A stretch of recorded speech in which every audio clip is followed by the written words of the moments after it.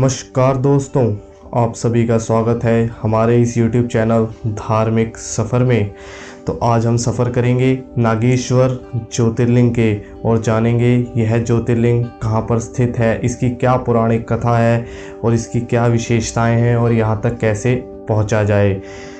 तो चलिए जानते हैं कि यह ज्योतिर्लिंग कहाँ पर स्थित है। तो यह ज्योतिर्लिंग गुजरात प्रांत में द्वारकापुरी से लगभग 17 मील की दूरी पर स्थित है। इस पवित्र ज्योतिर्लिंग के दर्शन की शास्त्रों में बहुत बड़ी महिमा बताई गई है। तो चलिए अब जानते हैं इस ज्योतिर्लिंग को कैसे स्थापित किया गया। पौराणिक कथा के अनुसार सुप्रिय नामक एक बड़ा धर्मात्मा और सदाचारी व्यक्ति था। वह भगवान शिव का अनन्य भक्त था। वह निरंतर उनकी आराधना, पूजन और ध्यान में तल्लीन रहता था। अपने सारे कार्य वह भगवान शिव को अर्पित करके ही करता था। मन, वचन, कर्म से वह पूर्णतः शिवार्चना में ही तल्लीन रहता था। उसकी इस शिव भक्ति से दारुक नाम का एक राक्षस बहुत गुस्से में रहता था। उसे भगवान शिव की यह पूजा किसी प्रकार भी अच्छी नहीं लगती थी। वह निरंतर इसी बात का प्रयत्न किया करता था कि उस सुप्रिय की पूजा अर्चना में कैसे विघ्न पहुँचे।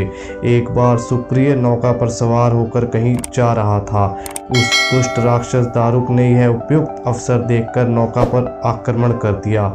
उसने नौका में सवार सभी यात्रियों को पकड़कर अपनी राजधानी में ले जाकर कैद कर लिया। सुप्रिय कारागार में भी अपने नित्य नियम के अनुसार भगवान शिव की पूजा आराधना करने लगा।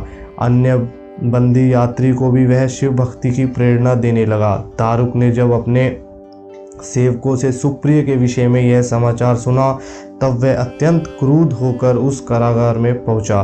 सुप्रिय उस समय भगवान शिव के चरणों में ध्यान लगाए हुए दोनों आंखें बंद किए हुए बैठा था। उस राक्षस ने यह मुद्रा देखकर अत्यंत भीषण स्वर में उसे डांटते हुए कहा, अरे दुष्ट वैश्य, तू आंखें बंद करके इस समय यह कौन से उपद्रव और षड्यंत्र करने की बातें सोच रहा है। उसे यह कहने पर धर्मात्मा शिव भक्त सुप्रिय की समाधि भंग नहीं हुई। अब तो वह दारुक राक्षस क्रोध से एकदम पागल हो उठा। उसने तत्काल अपने अनुचरों को सुप्रिय तथा अन्य सभी बंदियों को मार डालने का आदेश दे दिया। सुप्रिय उसके बाद आदेश से जरा भी विचलित और भयभीत नहीं हुआ। वह एकाग्र मन से अपनी और अन्य बंदियों की मुक्ति के लिए भगवान शिव से प्रार्थना करने लगा। उसे यह पूर्ण विश्वास था कि मेरे आराध्य इस व्यक्ति से मुझे अवश्य ही छुटकारा दिलाएंगे। उसकी प्रार्थना सुनकर भगवान शंकर उसी समय उस कारागार में एक ऊंचे स्थान में चमकते हुए सिंहासन पर स्थित होकर ज्योतिर्लिंग के रूप से प्रकट हो गए। उन्होंने इस प्रकार सुप्रिय को दर्शन देते हुए उसे अपना पशुपात अस्त्र भी प्रदान किया। इस अस्त्र से राक्षस दारुक तथा उसके सहायक का वध करके सुप्रिय शिवधाम को चला गया। भगवान शिव के आदेशानुसार ही इस ज्योतिर्लिंग का नाम नागेश्वर पड़ा। तो बोलिए नागेश्वर ज्योतिर्लिंग भगवान की जय। तो अब जानते हैं इस ज्योतिर्लिंग की कुछ विशेषताएं। तो यह ज्योतिर्लिंग के बारे में कहा गया है कि जो श्रद्धा पूर्वक इसकी उत्पत्ति और महात्मा की कथा सुनेगा वह सारे पापों से छुटकारा पाकर समस्त सुखों का भोग करता हुआ अंत में भगवान शिव के परम पवित्र दिव्य धाम को प्राप्त करेगा। और इस पवित्र ज्योतिर्लिंग के दर्शन की शास्त्रों और हमारे पुराणों में बहुत बड़ी महिमा बताई गई है। तो चलिए अब जानते हैं कि इस ज्योतिर्लिंग तक कैसे पहुंचा जाए। तो इस ज्योतिर्लिंग तक आप सड़क मार्ग, रेल मार्ग तथा हवाई मार्ग किसी को भी चुन सकते हैं। यह तीनों ही इस ज्योतिर्लिंग तक पहुंचने के लिए उपलब्ध हैं।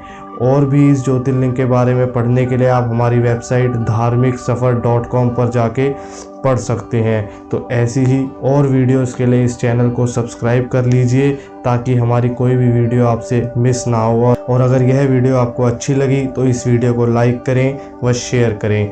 ओम नमः शिवाय।